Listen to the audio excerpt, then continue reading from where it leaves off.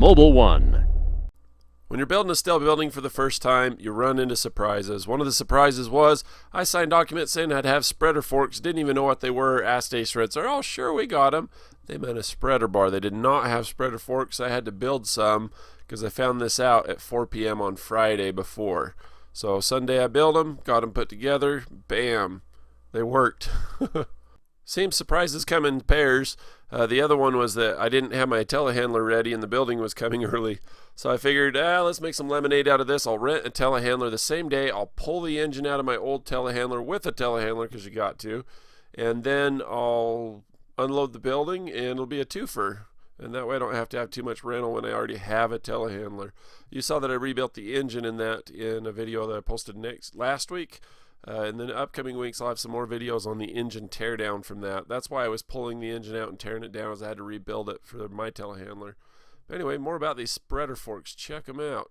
I was probably only going to need this once, and so what I wanted to do is to ensure that it would work well for the purpose that I had, but also that it would fit purposes for other projects. So that way I could sell it, rent it, or do something with it so that it's not just sitting there taking up materials. I didn't want to build it just to have to tear it down. I put a lot of work and a lot of material into it to make it strong so that I could rely on it, but also more than that, and especially if somebody else is going to be relying on it, I want to make sure it was safe for them.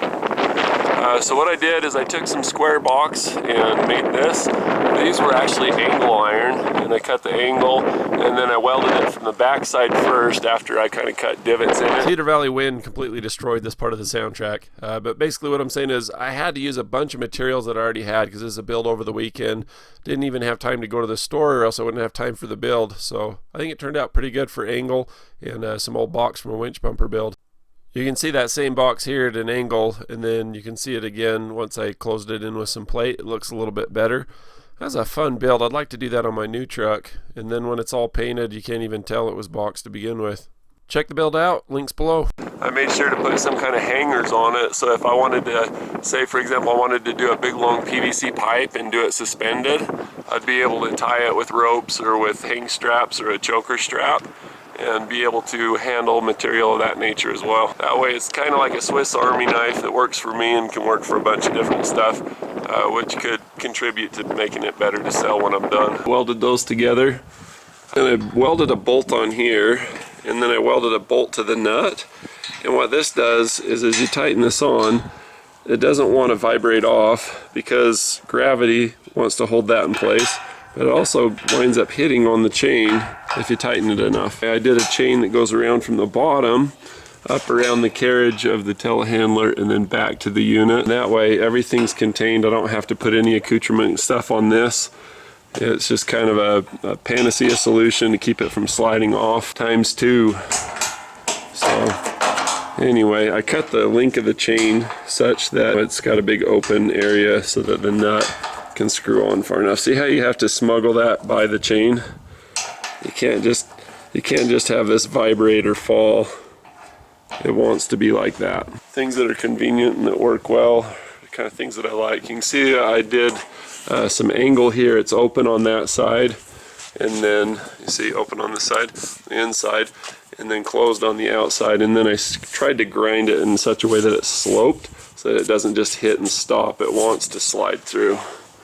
And then these outer forks are actually channel, if you look underneath, and they work pretty good. You figure by the time you divide the load of sheeting by 4, it cuts down a lot on how much weight you have on this. And I closed this end of this box and tagged it into that just to give it some rigidity. It's welded on the front side as well, just to tie it in even better so everything's boxed, tied, and secured. There it is.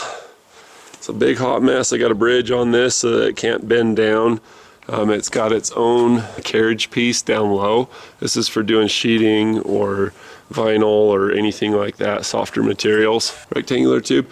It was actually part of the bumper build on that 2001 Ram that I did. I was saving it to do another bumper, and then I found out that you can't rent spreader forks anywhere, and I thought I need them like I think it was the next day, and nobody had them anywhere at all, which is an indication that you don't need them. I built it. I said I'd have them. I kept my word.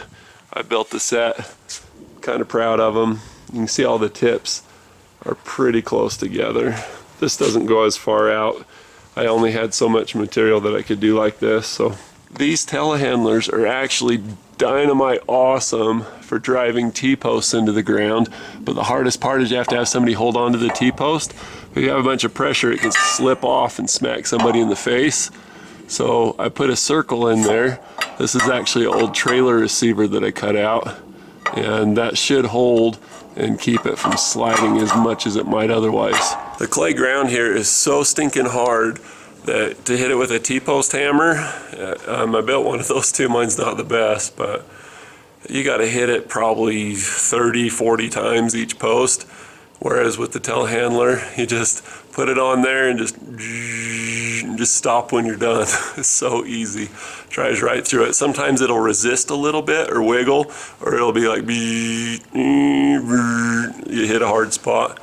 But anyway, I like the idea. I think something more of a cup would be good. I just didn't want something sticking down too far. It would be dragging on the cement when I'm running forks. But when you look at it, you can see that that carriage piece here, right there, is a whole lot higher than the bottom of your forks, even when you don't have the spreader forks on. I'm not sure I've ever showed this running. I've showed a bunch of stuff. There, Chris, there's your shout out. Thing just purrs.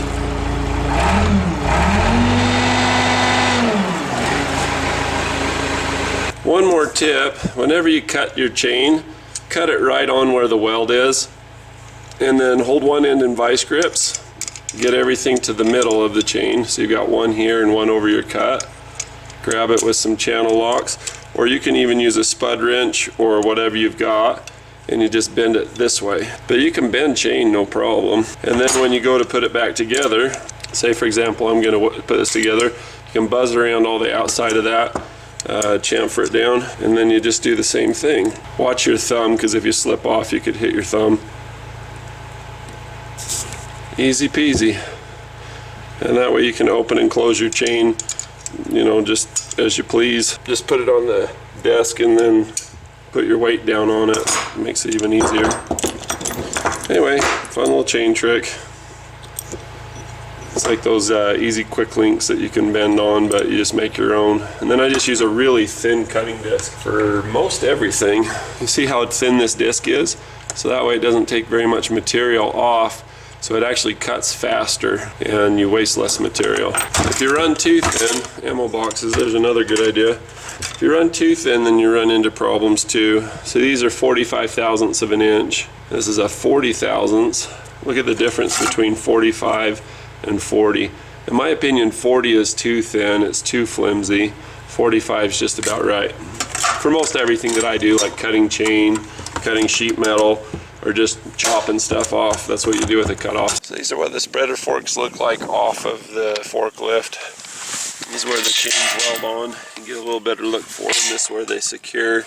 And of course, as you saw, they go around the carriage. The whole purpose of building these is so that when you pick up something like this, it doesn't bend. You see how long that load is? You just don't want to pick it up in the middle and have creasing or any kind of failure. And when you pick these up, this label's a little faded, but this is the center of load mark. So you want to make sure that your forks are centered on that, and then you'll be okay. This is actually significantly to the right from this end versus that end. And the reason being, these are all the sidewall sheets. This is actually the most expensive and one of the heaviest loads that you pull off. And then these are just all on the end. One of the mistakes that I made was that I did the chain to go behind the fork like this. You can see the old weld marks here. What you don't see is another one I tried to go diagonal. That also failed. This seemed to be the best method. Another method that would have worked would be to go across the top of the crossbar and go to the carriage center bar, the same that you use for like a man basket or something. Another mistake that I made was when I did this bar right here.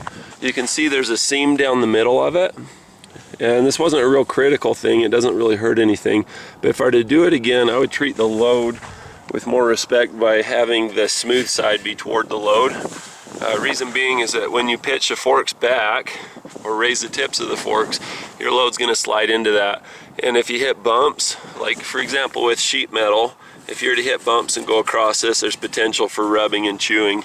Let me show you what I mean. So these sheets are one of the most expensive parts of the building. And you can see that there's a little bit of load rash on this part right here, and this one even got bent just a teeny tiny bit. It's not enough to make any difference, it won't hurt a thing, but it does leave you open to corrosion. This hasn't corroded, it's been fine. But with all these sheets and rubbing up and down, the smoother the surface, the better. One of the harder parts of the design on this, I mean the bridge is easy, it's a no-brainer, you just spread the weight across the bar.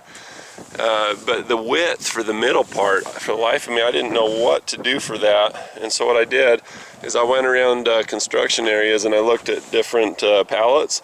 I measured them with a tape measure and kind of took an average. I found, you know, the outliers, the widest ones and the more narrow ones, and then found something that would work for both. If you only used yours for just your telehandler, then you'd be good to just whatever the widest setting is that will work for the pallets that you handle. Had some delays with getting the walls put in, but we're ready to move forward now, so that's the good news. The best way to say thanks is poke subscribe right in the face and then click the little bell. If you want to be notified, you can be notified too. Thanks. I post about 20% of what I actually do. If you want to request a video on something I'm working on, you can find out on Facebook or Instagram.